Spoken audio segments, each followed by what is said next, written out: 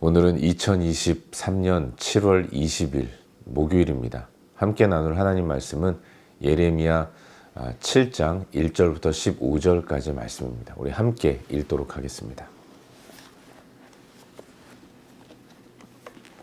예레미야 7장 1절부터 15절까지 말씀입니다.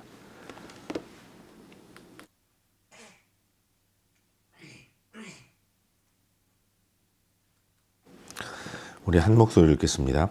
여호와께로부터 예레미야에게 말씀이 임하니라. 이르시되 너는 여호와의 집 문에 서서 이 말을 선포하여 이르기를 여호와께 예배하러 이 문으로 들어가는 유다 사람들아, 여호와의 말씀을 들으라. 만군의 여호와 이스라엘의 하나님께서 이와 같이 말씀하시되 너희 길과 행위를 바르게 하라. 그리하면 내가 너희로 이곳에 살게 하리라. 너희는 이것이 여호와의 성전이라 여호와의 성전이라 여호와의 성전이라 하는 거짓말을 믿지 말라. 너희가 만일 길과 행위를 참으로 바르게 하여 이웃들 사이에 정의를 행하며 이방인과 고아와 과부를 압제하지 아니하며 무죄한 자의 피를 이곳에서 흘리지 아니하며 다른 신들 뒤를 따라 화를 자초하지 아니하면 내가 너희를 이곳에 살게 하리니 곧 너희 조상에게 영원 무궁토록 준 땅이니라. 보라, 너희가 무익한 거짓말을 의존하는도다. 너희가 도둑질하며 살인하며 간음하며 거짓 맹세하며 바알에게 분향하며 너희가 알지 못하는 다른 신들을 따르면서 내 이름으로 일컬음을 받는 이 집에 들어와서 내 앞에 서서 말하기를 우리가 구원을 얻었나이다 하느냐. 이는 이 모든 가증한 일을 행하려 함이로다. 내 이름으로 일컬음을 받는 이 집이 너희 눈에는 도둑의 소굴로 보이느냐. 보라, 나 곧 내가 그것을 보았노라. 여호와의 말씀이니라. 너희는 내가 처음으로 내 이름을 둔 처소 실로에 가서 내 백성 이스라엘의 악에 대하여 내가 어떻게 행하였는지를 보라. 여호와의 말씀이니라. 이제 너희가 그 모든 일을 행하였으며 내가 너희에게 말하되 새벽부터 부지런히 말하여도 듣지 아니하였고 너희를 불러도 대답하지 아니하였느니라.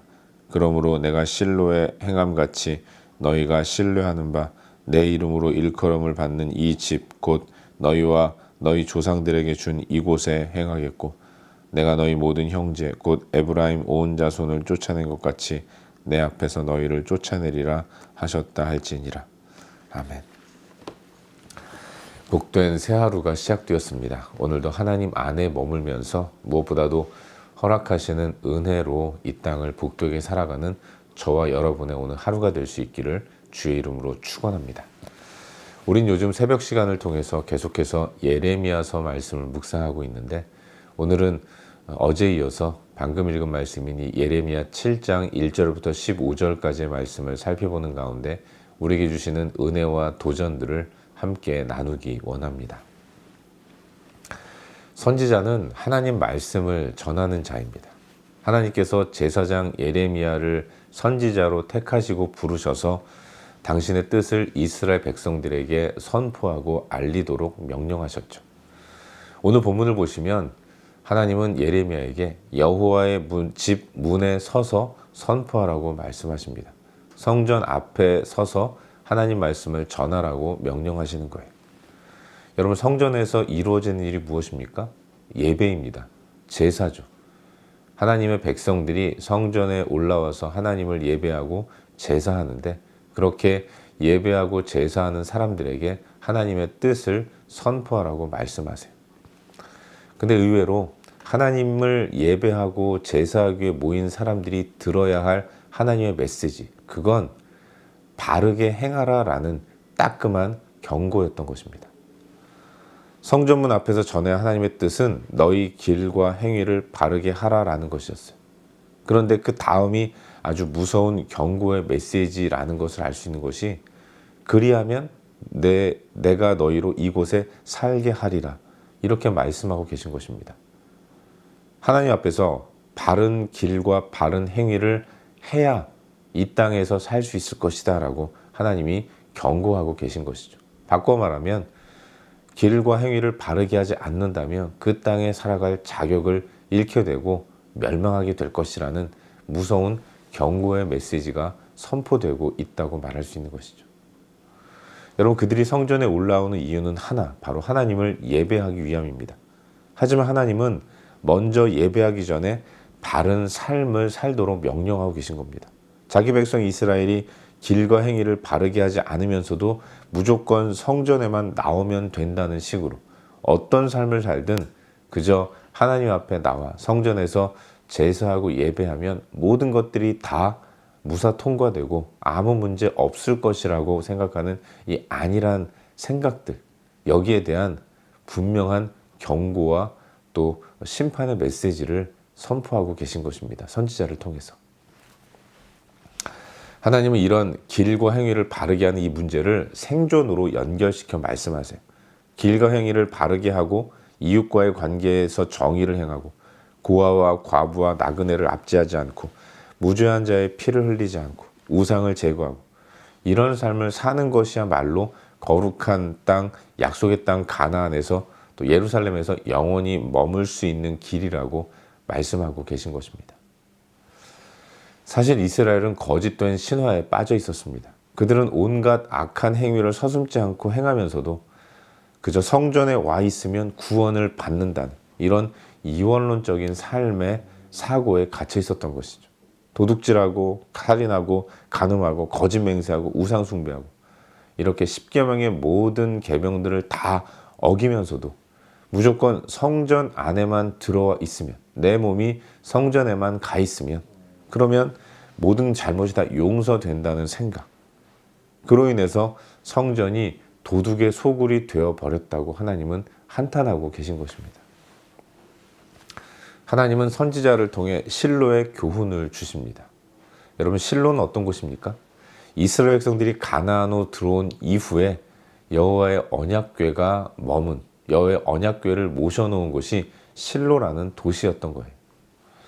잘 아시겠지만 사무엘상 말씀을 보면 하나님의 언약궤가 실로에 있는데 이스라엘이 하나님이 허락하시지도 않은 불의한 전쟁을 블레셋과 벌이게 됩니다.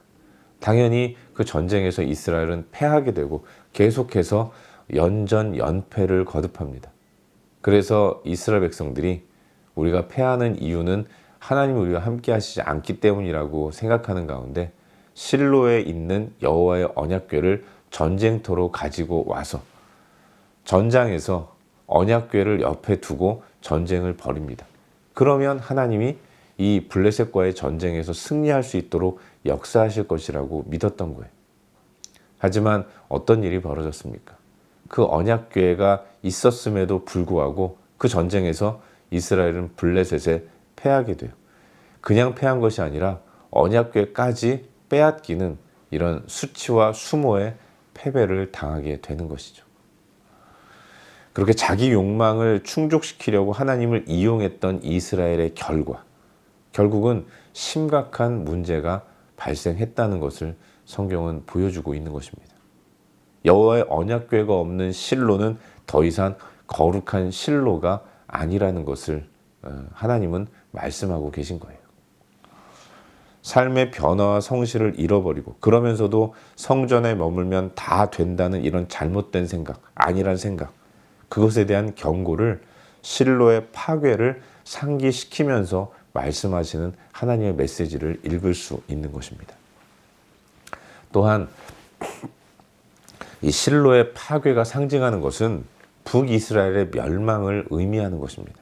북이스라엘은 하나님 앞에서 범죄했음에도 불구하고 자기들이 선민이라는 안일한 생각을 가지고 돌이키지 않았습니다.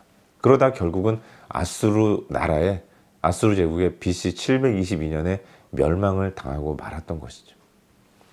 형식적인 제사와 예배만을 드리면서 바른 길로 나아가지 않는 자들에 대한 결과가 그와 같다는 것을 기억하는 가운데 예루살렘도 예외가 될 수 없다.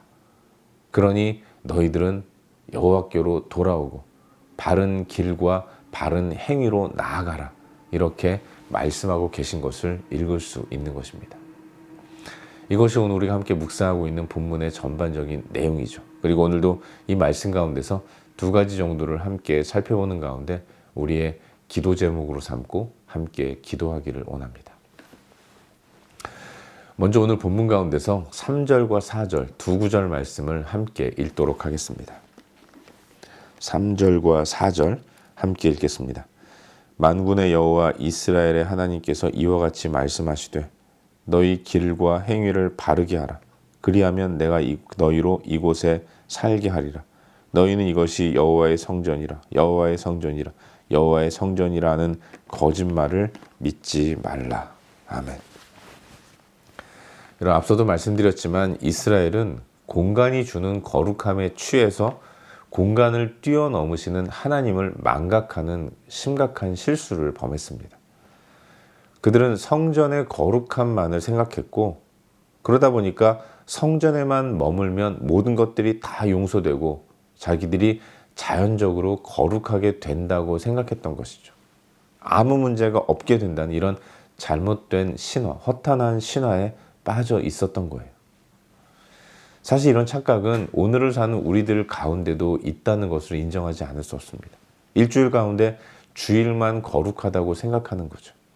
예배당만이 거룩한 곳이라고 생각하기 때문에 6일 동안의 삶이 어떠하든지, 또 내가 내 심령에 또 내 삶에 어떤 마음과 행위를 하고 갖고 있다고 하더라도 그저 예배당에만 오면 모든 죄가 다 용서받는 것과 같은, 그래서 예배당에만 의무적으로 나오는, 여기에만 의미를 두는 이런 신앙생활을 하는 경우가 많이 있다는 것을 인정하지 않을 수 없는 거예요.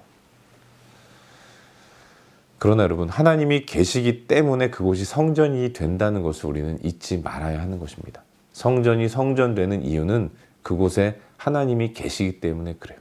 아무리 십자가가 걸려 있고 아무리 교회다운 모습이 갖춰져 있다고 하더라도 그곳에 하나님의 임재가 있지 않다면, 그렇다면 그곳은 성전일 수 없는 것입니다.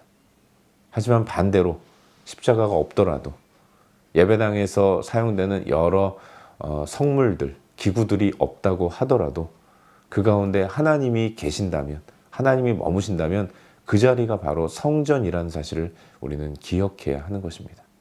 일주일 가운데 일요일인 주일만이 하나님의 날이 아니라 모든 날이 하나님의 날이라는 사실을 기억하는 가운데 우리는 분리된 삶이 아니라 일치된 삶, 하나님의 백성으로서 이론론적인 삶을 살아야 한다는 것을 우리는 본문을 통해서 다시 한번 도전받게 되는 것입니다. 여러분, 하나님이 계신 곳이 성전입니다. 그리고 하나님은 어디든 특정한 장소에 국한되어 계신 분이 아니라 어디든 계신 분이라는 거예요. 우리 하나님의 속성 가운데 하나가 무소부재라는 것입니다. 어디에든 다 계신 그런 분이라는 것을 우리는 기억해야 하는 것이죠. 그렇기 때문에 성전은 우리가 드리는 예배당만이 아니라 하나님이 계신 모든 곳이 다 성전인 것입니다. 특별히 여러분, 우리 예수님이 어디 계십니까? 하나님이신 예수님이 우리 마음 가운데 계신 거예요. 우리가 예수 그리스도를 믿음으로 고백했을 때 주님이 내 마음의 문을 열고 내 안에 들어오셨습니다. 내 마음이 하나님이 거하시는 성전인 거예요. 그렇기 때문에 내가 가는 모든 곳, 내가 있는 어떤 장소든 다 하나님이 계시는 내 마음이 성전인 것입니다. 성전에서 바른 길과 행위로 나아가지 않을 수 있겠습니까? 하나님이 인도하시기에 우리는 바른 길과 행위로 나아가야 하고 나아갈 수밖에 없는 것이죠. 내가 성전이라면 내가 어떤 삶을 살아야 하는가가 분명하게 또 드러나는 것이죠. 사랑하는 여러분, 하나님이 계신 곳이 성전입니다. 내가 성전이에요. 그래서 우리는 성전에서 하나님이 하시는 일을 행해야 하는 것입니다. 하나님이 하시는 일, 그것은 자기 백성을 사랑하시는 일을 하십니다. 하나님은 고아와 과부와 나그네를 돌보세요. 정의를 행하시며 억울한 자의 억울함을 헤아리십니다. 내가 성전이라는 생각을 잊지 않는 가운데 우리의 삶 속에서 그와 같은 모습이 온전히 나타나야 할 줄로 믿습니다.